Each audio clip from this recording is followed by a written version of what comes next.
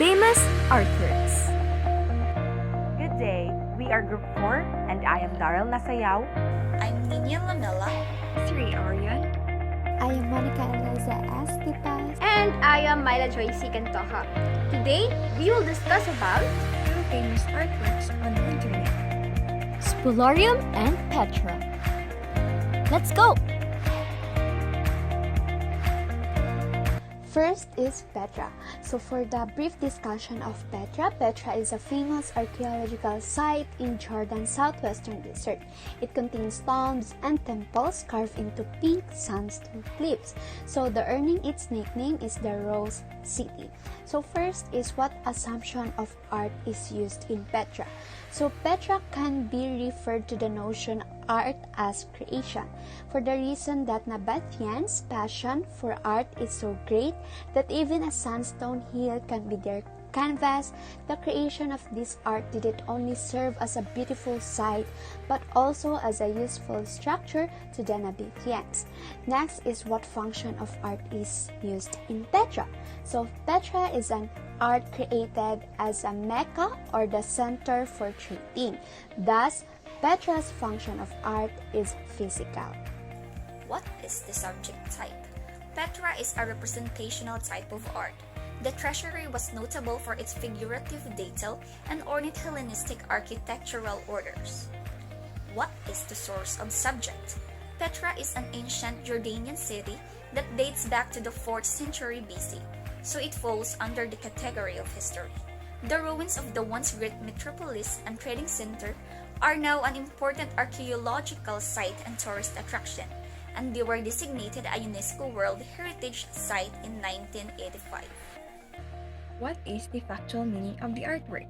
Petra means rock in Greek because the city was carved from rocks. It was named by Greek visitors due to its distinctive rock carvings. So for the conventional meaning of Petra, Petra, the prominence of the tombs in the landscape led many early explorers and scholars to see Petra as a large necropolis or cemetery. However, archaeology has shown that Petra was a well-developed metropolis with all of the trappings of a Hellenistic city. The rock architecture reflects the diverse and different cultures with which the Nabateans traded and became the lost civilization that is considered to be the most precious cultural property of man's cultural heritage.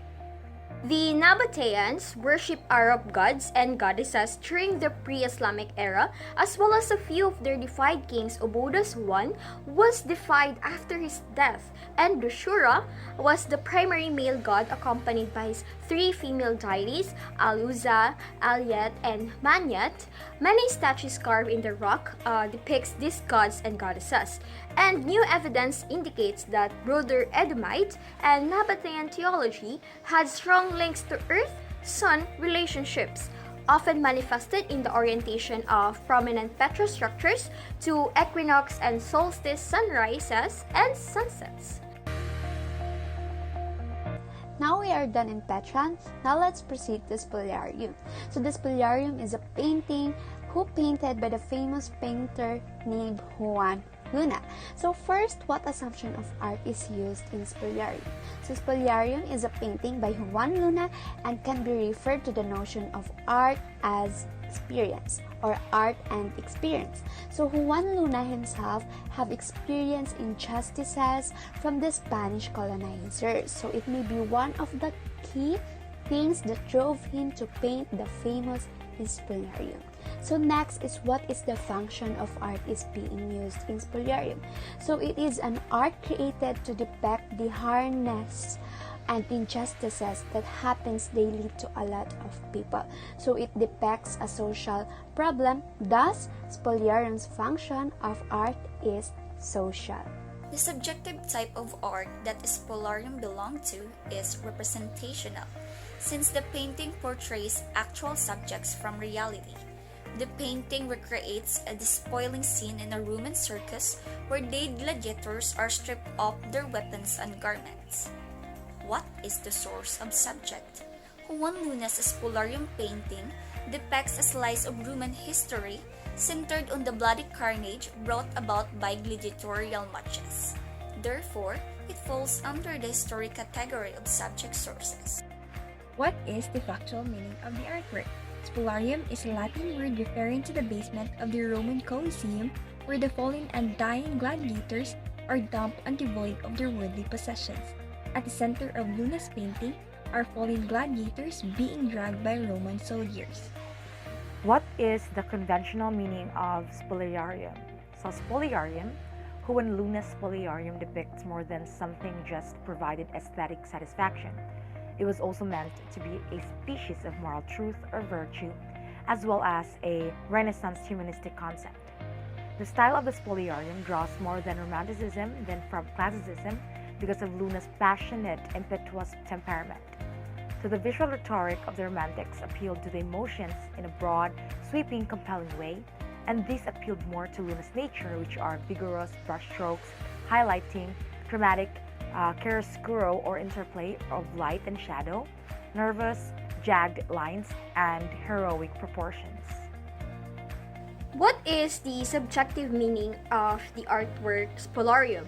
So, Gladiator is the subject of the Spolarium painting, in which the picture recreates a despoiling scene in a Roman circus where the dead gladiators are stripped of the weapons and garments.